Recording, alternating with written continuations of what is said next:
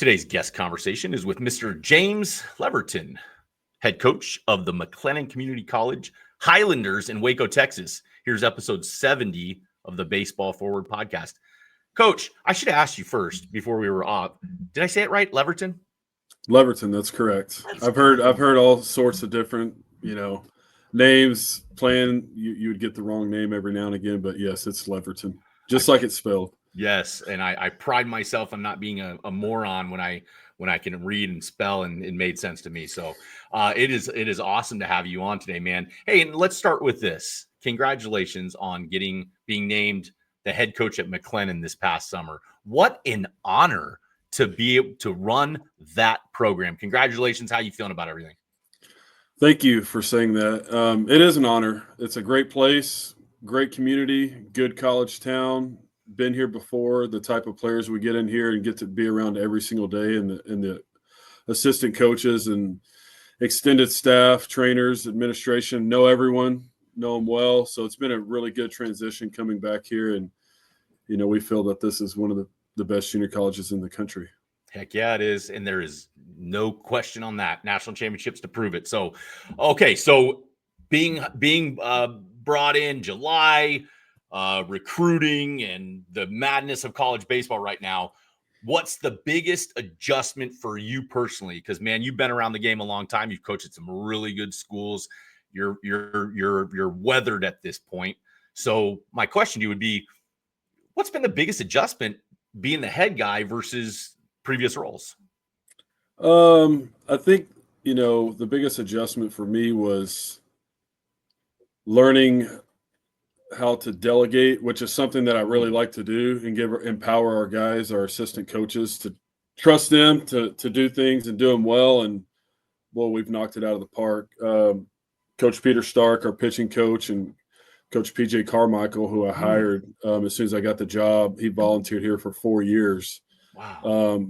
Both extremely hard workers, and we had a lot of work to do right when I got the job. We brought in about 12 position players. There's 2 returning players from last year's team, 3 returning players from last year's team on this roster.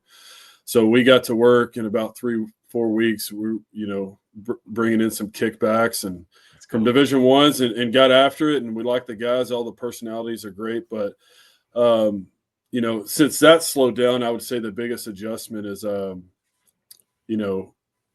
being in charge and doing things your way, having the vision and trusting the guys to do the things that need to be done at a high level. And that's been done so far. It's been great.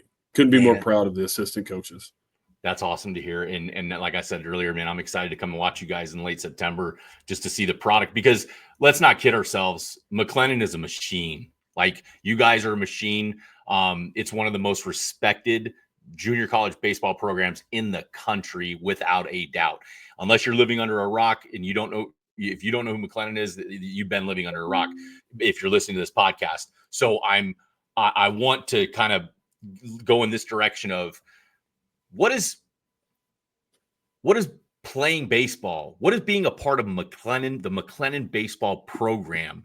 What does that mean for players, for coaches? Give me your feedback on that.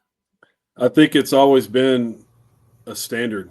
Uphold the standard that we have here, and that's being a good person, a good teammate, someone that's willing to help others. We say we want junkyard dogs that are willing to eat last. You're going to eat last, and if your teammate needs something, you're willing to do without for them to get that advantage of the day, whether that's the last protein bar, shake, whatever it is, water. You're extremely tired coming off the field, but just being a servant heart, and that kind of is the foundation of who we are and what we do. And that comes from a recruiting standpoint, really getting to know the guys and the families that they're coming from. And we all have different backgrounds.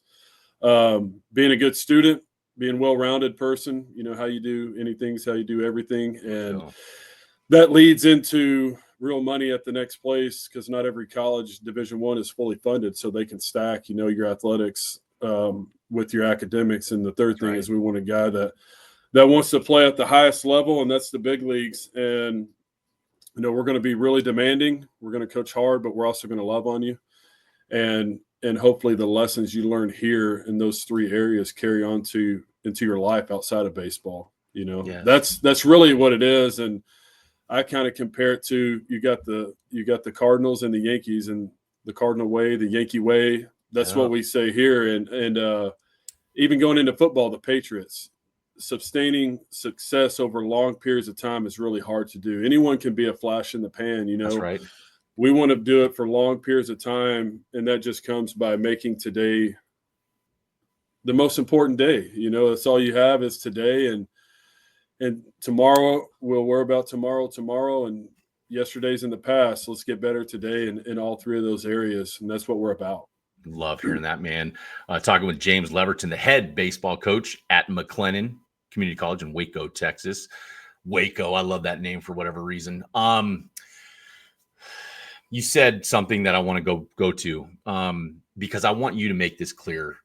I understand the brand of baseball that's being played at your level. When you're making it to the Junior College World Series year in and year out, and you're always at the top in the rankings, like if you don't go to McLennan unless the goal, the dream is to be a big leaguer. That is monumental to me. And I think it's missed on a lot of people because I think a lot of people, they gloss over, you don't know what you don't know. So I'm not blaming them, but I want people to understand listening to this episode you said it. We want them to be like, if Ross Hawley, I'm getting recruited by Coach Leverton and his staff at McLennan, my goal should be to be a big leaguer. Am I off in that? No, that's absolutely what we're looking for.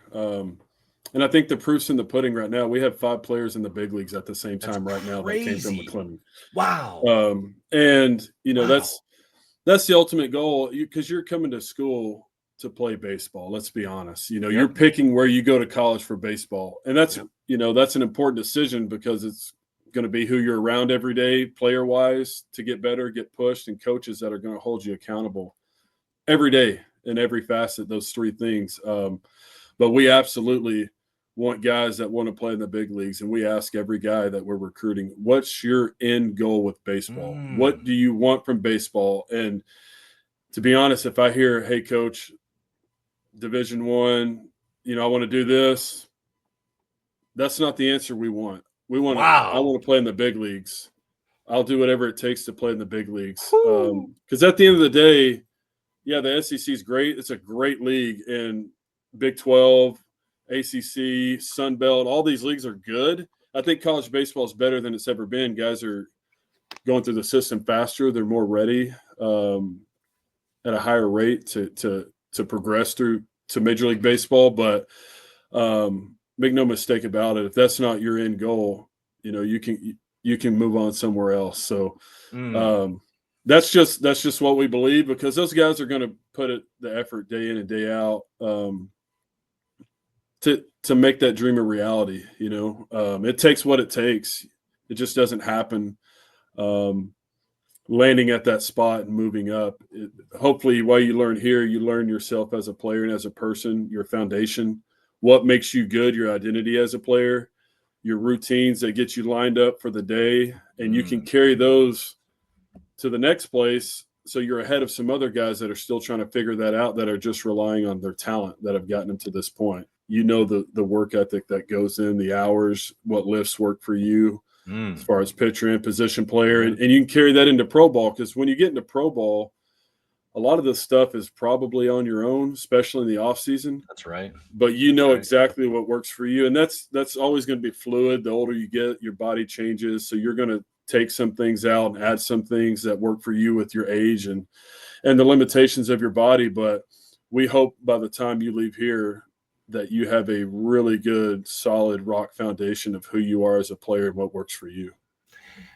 That is a beautiful answer, by the way. And it's so impactful. It charges me up, because for the players out there listening to the Baseball Forward podcast, I hear that too. I hear, like, you just having casual conversations. Oh, hey, Billy, I want to play college baseball. And you hear them say, well, I just want to play. I just want to play Division I. I'm like, but they go hand in hand. You can't not want to be a big leaguer and have what it takes to play Division I. Like, if you don't want to be in the big leagues, most of those guys don't have what it takes. So hearing you say that is beautiful to me. It is an elite level.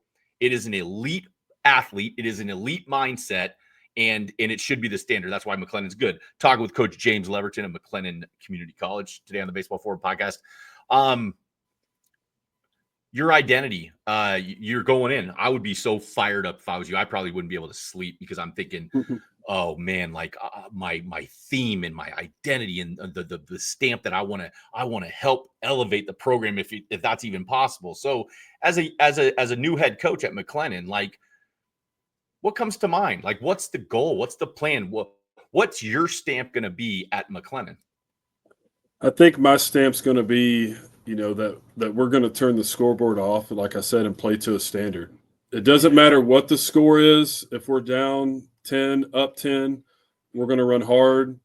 We're going to be focused on that individual pitch. We're not going to give away ABs. And that's easier said than done. Mm-hmm. But, we're going to play until the last out is made, until the umpire says ball game. And I want our guys to have their confidence coming from the work ethic that they put in instead of the results. I want this to be a very process-oriented ball club organization, however you want to phrase it, to understand that baseball is a game of failure, ups and downs. But the sooner that you learn, your confidence and your headspace needs to come from the work and energy that you put into this over, hey, today I went 3 for 3, But you could have had 2 really bad at-bats and 2 infield singles, and those aren't what you want to have. You don't want to be that consistently. To understand what good is, but I want a bunch of men playing against boys. That's the goal. When you step off the bus, the team sees some grown men, the way their body language is, the way they take BP, the way they respect the game, their opponents, the way they handle themselves. I want the team that we're playing leaving there knowing that we got beat because that was a mature group of men that played baseball the way it should be played. Hey, dude, that's firing me up. Like, I'm fired up. It's what day is it today? Wednesday morning at 10:48. I'm like charged up, ready to go run a marathon right now. But that's what you're encapsulating. What my expectation of McLennan is. That's amazing. Yeah. I'm curious your focus and you learn from really talented coaches. So I want to go to some of those specific guys and like talk about Coach Hart, and what makes, because he's a legend at this point. What makes, what a guy. Yeah, talk about him and what the impact he had and like what makes him special.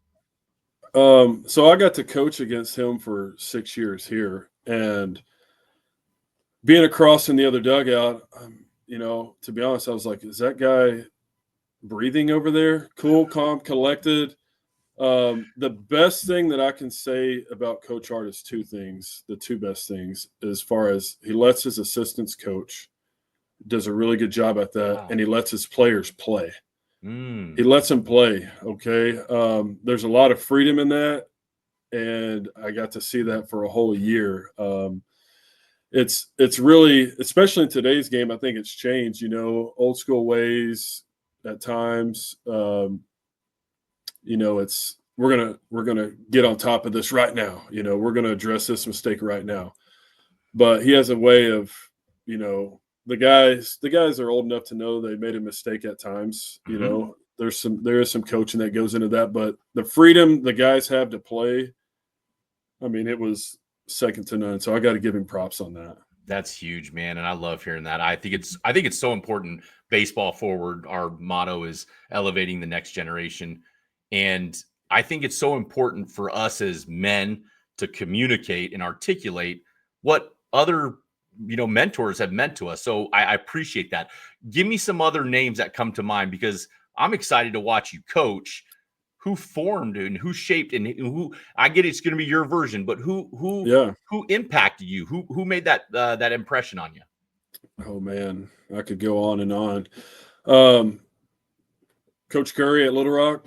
Yeah. I mean, that was my first step into Division I. Very professional, runs a great program. Gave LSU a scare last year. Yep. Right. He sure did.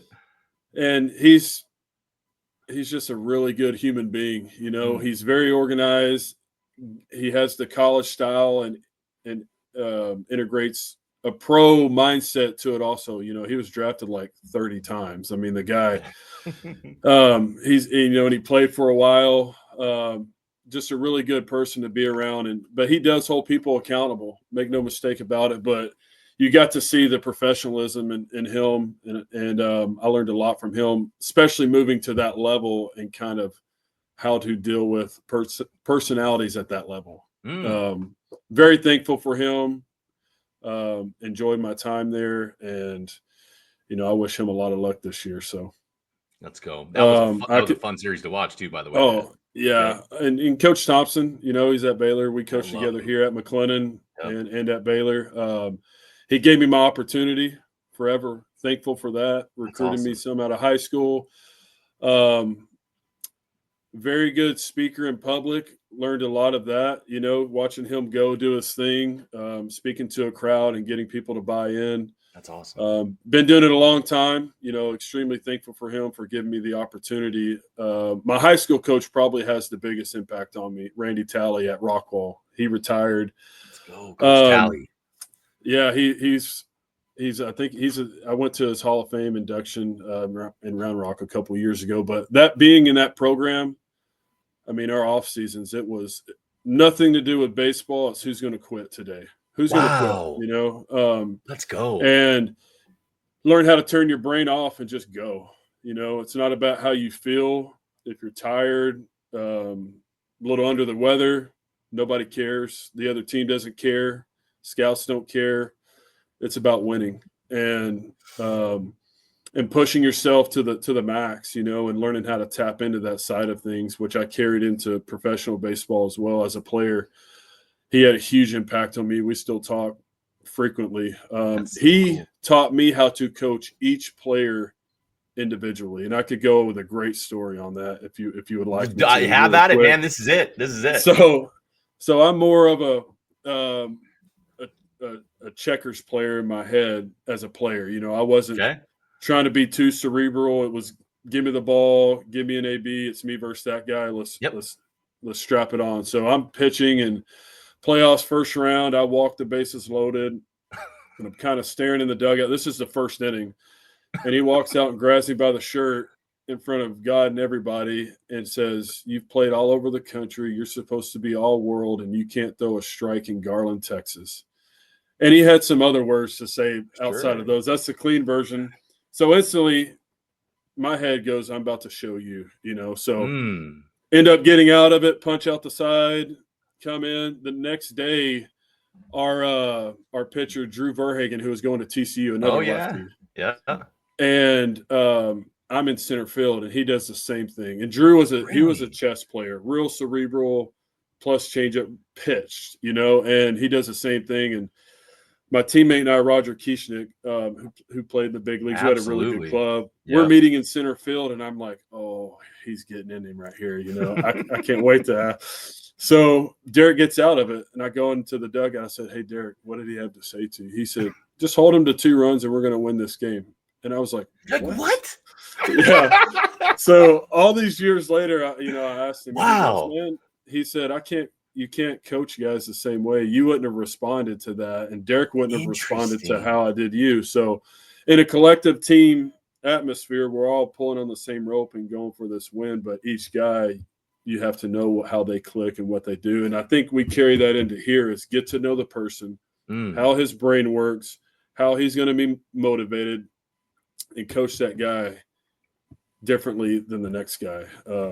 So those are the guys that I really, really gravitated towards for coaching. But I mean, I had Ron Hassey in pro ball, who has a ton of big league experience as a manager. I had Andy Haynes, who was a big league hitting coach with the Marlins. I had him there. He's Charlie Corbell was a JUCO legend pitching coach, and had him as a pitching coordinator and pitching coach. So many guys I could go on and be thankful for. And also my dad, my stepdad, he raised me, and that's cool. you're going to compete hard. You're going to play hard. I don't care if you go 3 for 3 or 0 for 3 or give up the house on the mound, but you're going to play hard and you're going to respect your teammates in our last name. And I was like, you got it, Pops. So wow, kind of carry all that into my style. Man, I love hearing that. And thank you for sharing that because, like, again, there's a reason why you are the way you are and why you got, and I think it's important for people to hear that because there's commonalities. Talking with James Leverton on the Baseball Forward podcast today. This episode of the Baseball Forward podcast is brought to you by the Bertrand Team. Experience, service, excellence for any of your North Texas real estate needs. Visit BertrandTeamRealEstate.com. Hey, so you're out evaluating players. I can't imagine the number of guys that are trying to get a hold of you and your staff and be recruited by you guys. And I'm sure it's madness. So I want to take this question with two parts. What does it take to get noticed by you? I get it. You got to be supremely physically talented, but like, what does it take for Coach Leverton to notice a player? And then what turns you off on a player? Red flag. So what's good? What's bad? Yeah, I would say the good things, we notice is obviously we all see the talents of guys and who you think you project who's going to be what in a couple of years in a draft. We can all do that fairly well, right? It's not hard to see, but taking the guys that that, man, there's something or two things that are missing from this kid, whether that's strength or a swing adjustment he needs to make, but in time he's going to be able to make it. Those are kind of the difficult things to see, or a pitcher, with the things that they need to work on. I feel like we've done a really good job of identifying guys that we know can make jumps. Maybe it's not quite there yet, but in our system, we know that they're going to do really well because we've talked to them multiple times. We've had multiple conversations. We've seen them play multiple times. And the effort, the energy, and the focus is there, but we know the execution and consistency of the execution will happen in our program because of the makeup of the player, of the person. And, we've done a really, really good job with that. We do gravitate towards bigger bodied guys for the most part, levered up big guys. If you look at us, because when the strength gains come, we know that the jumps are going to be higher. But every guy is unique. Look at Altuve, look at Bregman. You can be a smaller guy and play. We just got a commitment from an infielder in Houston area last week, and the kid can really, really play. Got him over some Division I's, and this is a place that he feels like he can grow as a freshman and get it done. And every guy is unique, but it's it comes down to watching them multiple times, seeing how they carry themselves, seeing when bad things happen, because those are going to happen to everybody, but we want to see how they react when those things happen. Okay. And some don'ts for us, some no's for us is just like we hit on earlier. After talking multiple times with the kid, is this kid going to peak out because he's a big fish in a small pond and the work ethic's not there? Wow. I've recruited a kid in the past who was a position player, an outfielder, and I'm watching him in Houston at Tomball, and it's hot. It's hot there. We're all hot. Everybody's hot. They're Texas. Hotter and more tight. Yeah. And we're walking out, and he has 2 games that day to find out after his first game. And I was like, hey, how'd you feel today? All the things you asked, shooting the breeze with him. And he was just like, oh man, it was hot out there and we got another game today. And I just don't know. And I was like, all right. In my head, that light bulb went off and I was like, we're going to have 3.5 hour practices, 4 hour practices here, plus weights, plus school.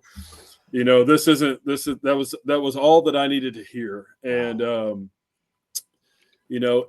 it's outside of ability and stuff. It's kind of those things, the makeup absolutely of the person, because, we hit on it earlier. It takes what it takes to get where you're trying to go. And if you're trying to be excellent, and not average, you can't have that type of mindset.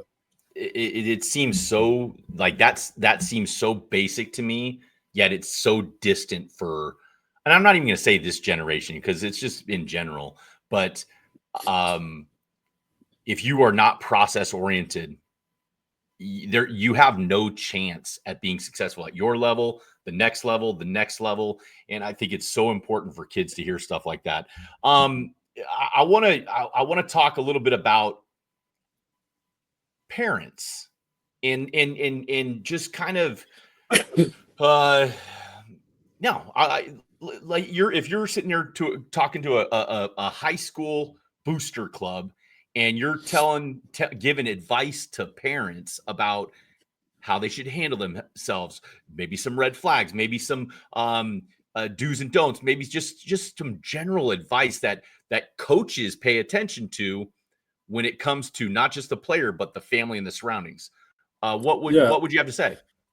The best thing the biggest advice that I could give a parent regarding that is enjoy this. Enjoy it instead of being coach dad or coach mom. Yeah. Because sooner or later you're not going to, be on the long car ride, staying in hotels, building some of these memories. Just enjoy watching them play, good or bad day that they have. Baseball will teach you a lot of things that you can carry on through life and make it about that instead of the results of the day. If they played hard, their focus was there, and they treated everyone with respect. What more can you ask for as a parent? We're all going to have our ups and downs, but just sit back, relax, enjoy the game, try to find some shade, and enjoy the game and soak it up for as long as you can.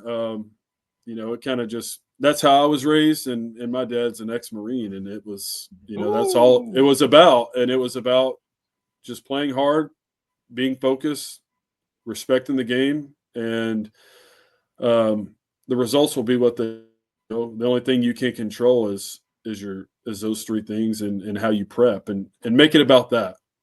I love that, man. And hearing your dad is an ex-Marine. My father is a retired lieutenant colonel. He was an instructor at the Air Force Academy. So I grew up on the academy, and I have a twin brother, and we played. And I look back at it, and it was never about baseball. He would never talk. It wasn't like do this, do that. He gave my brother and I the freedom to be players, but there was a standard how you handled yourself on the field. He used to always say, control your emotions, don't show your emotions, don't show up. But I think about the things that my dad harped on, or like the old school, those type coaches, my dad included. It wasn't about baseball. Are you aware of that as a coach, that you're like, man, this is way bigger than baseball, and I care very much about how you turn out outside of the game?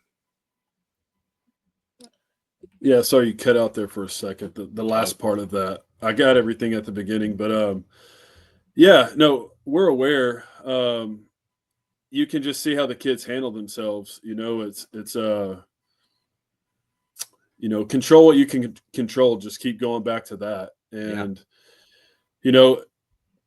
if you played hard, if you were focused, if you lived on the pitch you were currently on, then you had a really good day. You had a really good day. And if you did anything that helped your team win in some capacity, you impacted the game. And, go home feeling good about that. And it's easier said than done, but failure is essential, right? It's essential in growing as a player. And the sooner you have failure, in my opinion, the better, because when you do get into professional baseball, when the talent is really good and you have failure, those slumps or those thoughts can be prolonged, but if you've had it at an early age and you've learned how to work through it, the process, hopefully you can make those periods of time shorter. So, that's what we'll go back to often is, we can sign a guy that's we've watched have 10, 11 at bats with 0 hits. That might be the best six. That might be the best 6'3" we've ever seen. He grounded out to short, but man, it looked good. Good point. He got down the line. The swing was good. The pitcher just made a good pitch. They got gloves and bats and balls too. They're trying to win also. So, want to see guys that carry themselves in a mature way, because they're going to need that while they're here. Yes. I love that word, maturity, mature. That matters. Talking with Coach James Leverton of McLennan Community College in Waco, Texas, on episode 70 of the Baseball Forward podcast. All right, let's talk about some fun stuff, okay? That was fun stuff too. You get it. It's all fun. Yeah. That's right. I was having a conversation with another coach recently, and I told him I get a lot of like messages, like direct messages or some text messages from a lot of coaches, like young coaches that are youth coaches. And you probably wouldn't be shocked, but I get coaches asking, what's the key to throwing good batting practice? What's the key to hitting a good fungo? And I know because I did it, and I loved hitting fungos and I love throwing BP, but you have to have that when you're a college coach. So if we're talking to younger coaches that just want to provide the best, they want to do the best. They don't want to be what people are watching. They want to be behind the scenes, but they want to give a good fungo. They want to throw a good BP. What's your advice to throwing good BP, good fungos for those young coaches out there? Oh, man.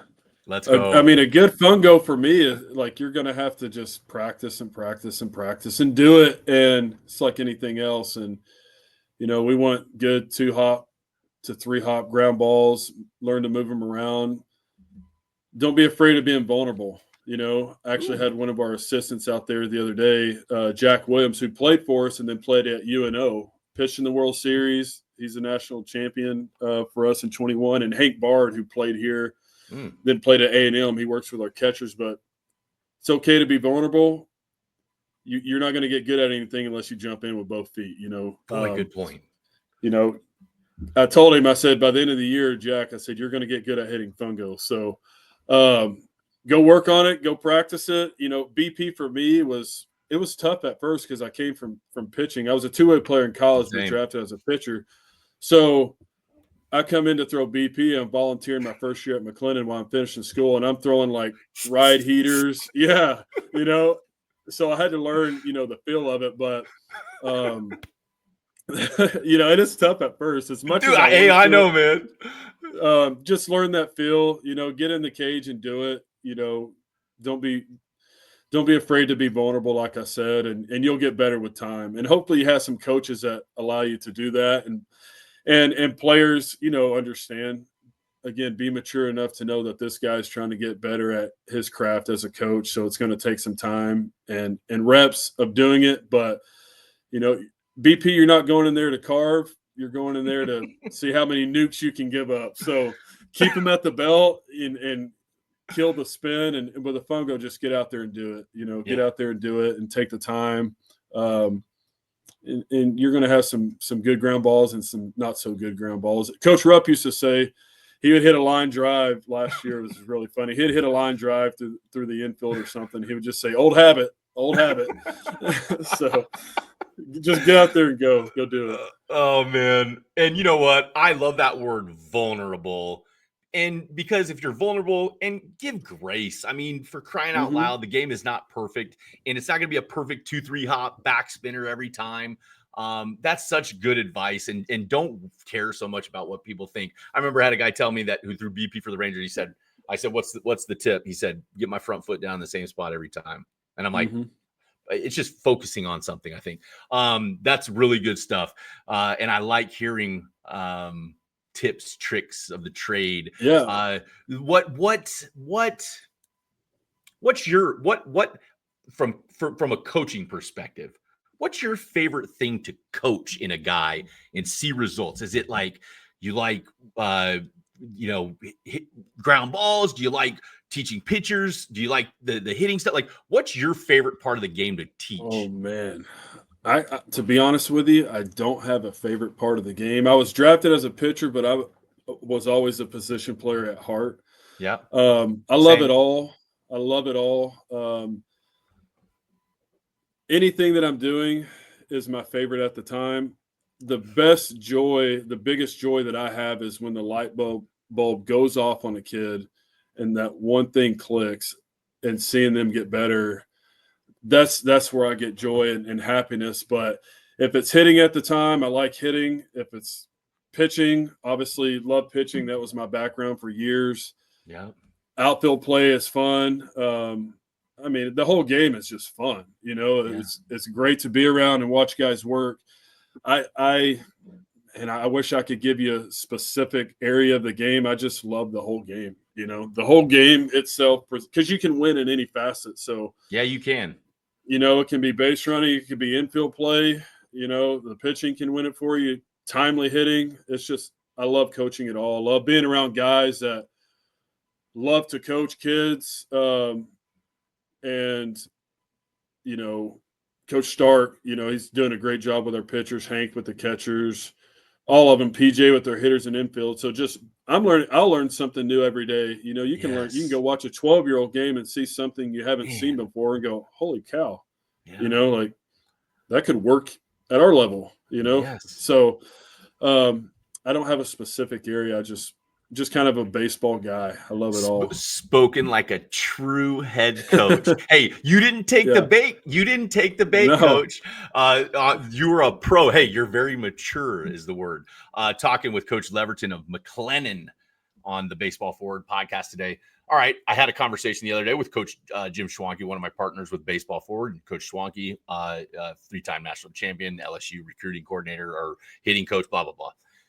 I call him up. I say, hey, Jim, just a thought that I had yesterday. I have 2 boys, a 10 and 11-year-old, and we were talking. And one of my boys said, what's the order of importance on the skills, the tools, the baseball tools, the 5 tools? And I was like, man, that's a really good question. You should host a podcast someday, bud. But I said, I'm going to give you my quick take, and I want your take. So I said, number 1, arm strength. If you throw, and I'm just using a number, but if I'm 95, that's not slumping. That's always going to give me an opportunity. Arm strength. Number 2, hitting is the hardest thing in the world to do, but if you can be good at it, you can always play. Number 3 and 4 is, and I won't, there's only the 4 that I use, but speed and then defense. Like for me, just being, I played Division II baseball and Division I baseball. I got drafted as a pitcher. I was a shortstop. I hated taking batting practice. I hated I hated T work. I didn't put in the work that I should have. Played at Division II shortstop, and then Division I as a pitcher. I didn't put the work in. But I sit there and I think, what to my son's question, arm strength. I loved playing long toss. I loved taking ground balls, and those are my important. And Coach Schwanke kind of had his own take, and it was similar. When I say that to you, if you're talking to, if my son asked you, Coach Leverton, how would you rank or stack the baseball tools? What would you say, man? Well, I would think it goes into 2 categories, and it honestly depends on what position you play. On the mound, obviously, arm strength is very important, and you know, it's gonna allow for mistakes in the zone with your fastball. Just, you know, that's what velocity does, but it also makes your breaking stuff have more teeth to it when you have some velocity gain. So, so as a pitcher, I would say it's arm talent. You know, I like that. You know, and as a position player, I think, you know, if you're an outfielder, I think it's bat to ball first, even with an infielder, because power can be developed. It's hard to have power first, but if there's a lot of swing and miss, you don't get to see that power as much as you need to see it. That can be developed with age and strength gains, stuff like that, but be a good hitter first. One. Outfield, I would say bat to ball. I would say run tool second. Okay. Run tool second. And power third. Defense fourth. And then I would say arm strength last. Because if you can really run, no one cares what your arm is. And if you have a lot of power, no one cares what your arm's going to be. Now, if you have all 5, great. Yeah. But if you have power and you can hit, you're going to be on the field, right? So I would go in that order with outfielders. With infielders, I think it's defense first, right? If you're playing in the middle of the field. Okay. Bat to ball, I would say that, again, because power can be developed later. I would go with speed third again, and power fourth. And actually, I would go power. I would go with arm fourth, and and power fifth, because I just think the power can be developed. I'm not looking necessarily for that right away. Now, the maturity, the strength, right? That's you can build it. And guys will have that right away at times. We all have those guys. If you can't run, and you already have power, you're looking at third base, first base type of player, corner guy that can potentially move to the outfield. But I'll definitely go in those orders. If you're an outfielder and you can play defense and really run and bat the balls there, the arm for us is distant. Doesn't mean we're not gonna work on it, because we all want to be able to, throw guys out, keep guys from advancing when we need to do that. But that would be our order defensively. And it's I learned that, obviously, a really good friend of mine who was a scout, played quite a while. Now he's a Division I coach and recruiting coordinator. We've talked heavily on this. Who is it? His name's Austin Waits at K-State. Oh, of course, dude. Yep. Brilliant guy, great person. I would say any person that speaks with those guys, you're with a good group of people. I mean, Austin is salt of the earth and very knowledgeable. Man, that's great. I love hearing that. And I want to say this about the tool is, I was in I had a teammate in the Dodgers organization. His name was Jose Diaz. He was a pretty good catcher from the Dominican. Couldn't hit his way out of a wet paper bag, but had an absolute bazooka. And so the point I was trying to make with my boys is I'm like, they put him on his fifth year, the year that they got to decide on him. They say, hey, Jose, in spring training, you go get on the mound real quick. 94, 96, 98. You're a pitcher. You're a pitcher now. So I'm like, the beautiful thing about developing your arm is play a position as long as you can. But if you got that hose, there's always a possibility. Hey, should we convert him to a pitcher because his arm? Oh, I'm living proof of that myself. So same here. I was originally going to Arkansas out of high school as a pitcher, and then ended up not going there. My best friend, I mentioned him earlier, Roger, kind of talked me out of it. My whole family's from Hot Springs, Arkansas, so it happened really fast. Okay. So I ended up going to Texas Tech as a two-way, but spent the majority of my first 2 years virtually playing every day as an outfielder and first baseman. And then Dan Spencer came in, who is another big influence on me. Yeah. Really good coach. Should have mentioned him earlier. But he came in from Oregon State after just winning back-to-back national championships. And he talks to me one day while we're in individuals, and he said, hey, what's your goal with baseball? I said, I want to play in the big leagues. And he's like, you pitched in the past, right? Yes. You got a good arm. Yes, all that stuff. He said, can you name a major leaguer Hall of Famer who threw left-handed but batted right? And I said, yeah, Ricky Henderson. And he goes, you're not that fast. And I was like, what are you saying? He goes, let's get back on the mound. I said, okay. So it all worked out. But that was I can see where your mind's working with that for sure. There's a lot of guys that get to the big leagues that were position players, but fizzled out consistency or power as a hitter with really good arms. I mean, Kenley Jansen, yes, one of the best closers, Trevor Hoffman, Mariano Rivera was a shortstop originally. That dude, hey, I want to touch on that, Spencer, and then just one or two more questions with you. But with what you said about Coach Spencer, I think it's important to make this point. Coaching is about wanting the best for the players, and as baseball coaches, like, I think it's important that we can to see the tool and help the kid project a realistic expectation with the tool, right? Like, hey, Brett McCabe, my coach at that recruited me out of high school, said, Ross, you're really good defensively. You aren't going to hit when it gets 90 plus. And he was right. And the Kurt started doing that. And I was like, what is that? But he said, listen, you have a really good arm and you got a shot as a pitcher. And that meant so much to me. And it ended up being right. So when I say it's our job as a coach to help create realistic expectations based on the tools, add on to that. Because Coach Spencer doing that to you and being real with you probably changed the trajectory or helped the trajectory of your career? Yeah. Oh, absolutely. Absolutely. No doubt about it. And I think the way he approached it's really important. and you have to give guys time to fail at something and Sure. know them as a person, so they know when you're telling them a case like this that it's coming from the best place, right? They Yeah. know that you're trying to further their career. Yes. But you know, it can be tough at times because the enjoyment of playing every day and making an impact every day is fun, you know, as a position player. But you know, he handled it right, and he knew my makeup in my head was the big leagues. Like that's where I wanted to play. Yes. I wanted to sign, and that was my way. And once he phrased it like that, I was all in. I was all in, and I was like, if this is, I'll do whatever. If you need me to run through the wall right now to get to the big leagues or get drafted, coach, I'm going to do it. You just tell me what I need to do and do it. And he was really good at coaching the mental side of things, learning how to stay in the moment. I didn't need to be coached hard in the sense of you're going to be tough enough for any situation. I kind of already had that instilled in me and Coach Talley in high school.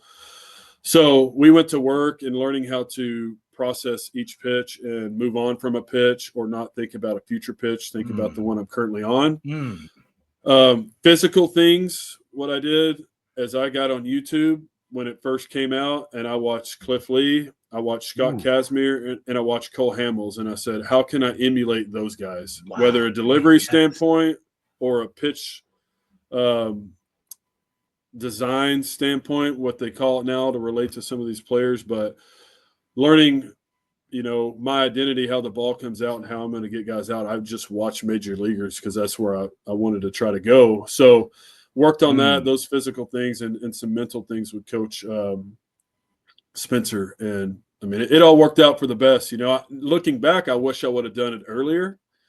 Because you know, you never know what progress you could have made. You know, I went from doing that in 1 year to being drafted where I was and playing for 7 years. And sometimes it goes back to just kind of humble yourself, going to things humbly when coaches are trying to help you and listen, retain information as best as you can. And as a player, but on a coach, attack it in a way that the player knows that you're actually trying to help their career and the team at the same sense. If you get this player better, it's going to help the team. But if they know it's out of a place of love and caring about their career and their progress, you know, hopefully they jump all in. Coach Leverton, one of my main purposes personally in wanting to have you on the podcast is this. I love this game so much, and I love how it works and it operates. And when you got hired as the head coach, I wanted to know why him? Why him? Because I'm like, that's a special spot. And the story you've told today of how kind of how you've been shaped to be where you're at right now, a reverence for your coaches, a reverence for the past, and an understanding of process, a respect for the game. I imagine when you were going to get hired for whoever what that process looked like, McLennan, were you hoping that story, like you're so good at articulating probably things that you don't even mean to, but when you're going through that hiring process, were you like, they need to know me, they need to know the story of me, because if they know the story of me, this is what McLennan baseball is going to be? Are those like conscious thoughts in your head? You know, not necessarily. I think the best coaches are themselves, because players can see through if you're trying to be something that you're not, you know. Sure. Yep.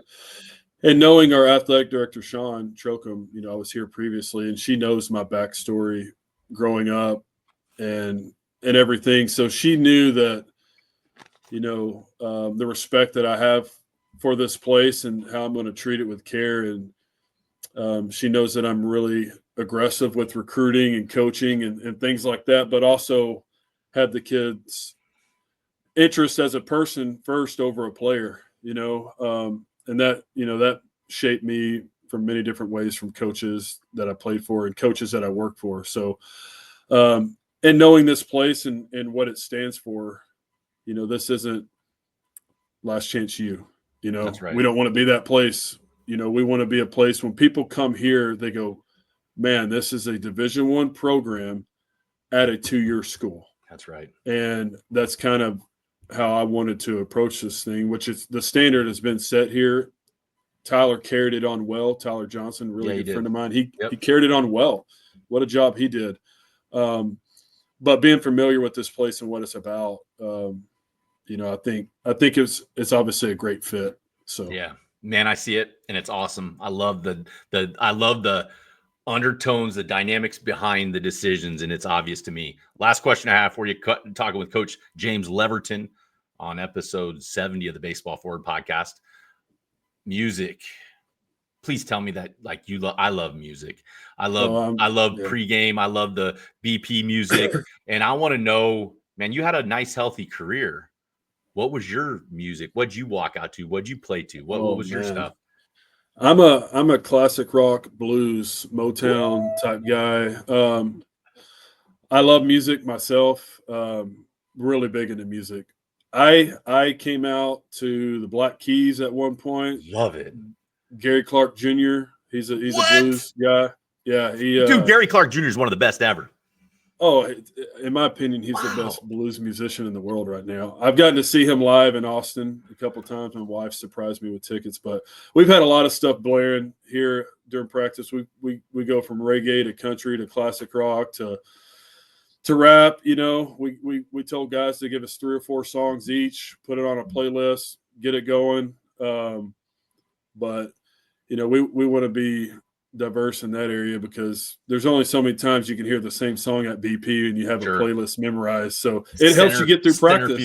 Yeah. Yeah. It helps you get through practice. But myself, it was blues, it was rock, that kind of mold, that marriage together that I was listening to in my head or in my, listening to before games. So favorite Gary Clark Jr. song. I'm going to lead and I'm going to say Pearl Cadillac. That to me is such a beautiful song about his mom. What is yours? Yeah. I have 2. I really like, and a lot of blues guys rip off other guys, but his version of Catfish by Jimi Hendrix. Love it. Yep. I mean, it'll melt your face off about 3 minutes into it. So that's a good one. And then actually, man, I just forgot the name of it, but my wife and I actually walked down the aisle to one of his other songs. That's special. She's gonna kill me for. Don't worry. Don't show this part. But no, he owns Antone's in Austin. You should go down there sometime and watch him. So I didn't know that, and I will. And you know what? I'll ask if you guys, my wife and you guys come with us. Gary Clark Jr. is legit. I love your taste in music. Grateful Dead, Neil Young. These are my guys, like classic rock, all that stuff. And it was fun because Alan Jaeger, he and I have become friends, and he's a huge music nut. And I love connecting with music. And you saying you're the first person in all these times doing this that said Gary Clark. So it makes more sense. McLennan got the right. Yeah. It makes sense. We actually, one of the songs that's a staple in our In and Out by CCR, Run Through the Jungle. It's just kind of sets a tone, my dad being a Marine, and you hear that. And he told me the story of when that was blaring from the choppers when they're coming in. Wow. That it was like, we got back up, and it's about to go down. So we play that one, and we'll play that as part of it, and these kids don't even know, they're not listening. CCR, who is that? But us coaches, at least us coaches go, okay, let's strap it on. So, dude, I love it, man. What a fun conversation. I'm not going to take any more of your time. I sure appreciate you. Why don't you say a last few words and then I'll take us out. Yeah, I would just like to say thanks for having me. It was a pleasure speaking with you, and McLennan is a great place. And, you can move this place in the middle of nowhere and take the people there as far as administration, players, and coaches, and it would be successful because of, the people. And that's what makes this place. And we're just blessed to have great facilities and things around it that the players are able to have everything that they need to get better. So thanks for having me. Look forward to seeing everybody coming and watching us play at some point, and go Landers. Elite, elite, elite. James Leverton, head coach, McLennan Community College in Waco, Texas, episode 70 of the Baseball Forward podcast.